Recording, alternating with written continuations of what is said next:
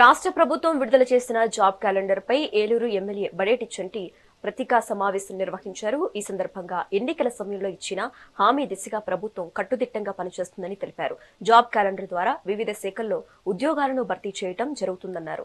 ప్రభుత్వం అధికారంలోకి వచ్చిన తర్వాత అనేక ఉద్యోగాలు కల్పించామని వెల్లడించారు. అలాగే వైసీపీ నాయకులపై తీవ్ర విమర్శలు చేశారు. పెట్టుబడులు పెట్టే వారిని బెదిరిస్తూ అధికారంలోకి వచ్చిన తర్వాత వాటిని స్వాధీనం చేసుకుంటామని హెచ్చరిస్తున్నారని మండిపడ్డారు.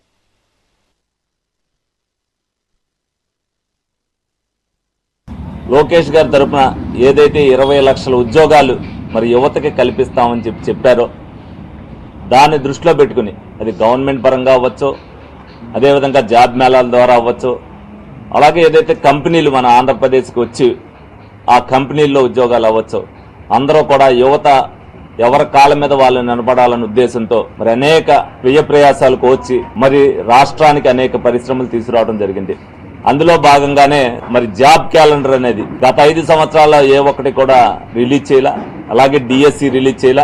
డిఎస్సి చేసి ఏదైతే ఉపాధ్యాయులకు ఉద్యోగాలు ఇచ్చారో అందులో భాగంగానే మరి ఏదైతే గవర్నమెంట్ ఆఫీసుల్లో అనేక డిపార్ట్మెంట్లో, పోలీస్ డిపార్ట్మెంట్లో అవ్వచ్చు, అలాగే ఎక్సైజ్ డిపార్ట్మెంట్లో అవ్వచ్చు, అదేవిధంగా ఇంజనీరింగ్ డిపార్ట్మెంట్లో అవ్వచ్చు, అన్నిట్లో కలిపి 10,060 ఉద్యోగాలు ఉంటే దానికి ఏ నెలలో దేనికి నోటిఫికేషన్ ఇస్తాం, ఎంతమందికి అందులో ఉంటుంది అనేది క్లియర్ కట్ గా నిన్న ఉగాది సందర్భంగా యువత అందరికీ కూడా ఉగాది కానుకగా మరి ఆ జాబ్ క్యాలెండర్ రిలీజ్ చేయడం జరిగింది.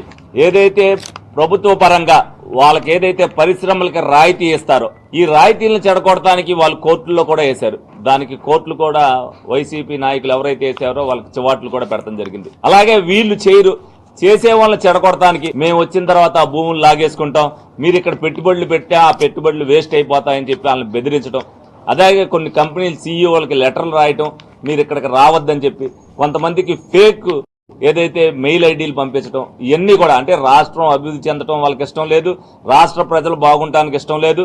ఎందుకంటే వాళ్ళు ఎప్పుడు కూడా ప్రాపగాండా ఇది జరగలేదు, వీళ్ళు ఇది చేయలేదని చెప్పుకొని చూడాలని పాజిటివ్ మైండ్తో వాళ్ళందరూ ఉండవాలి.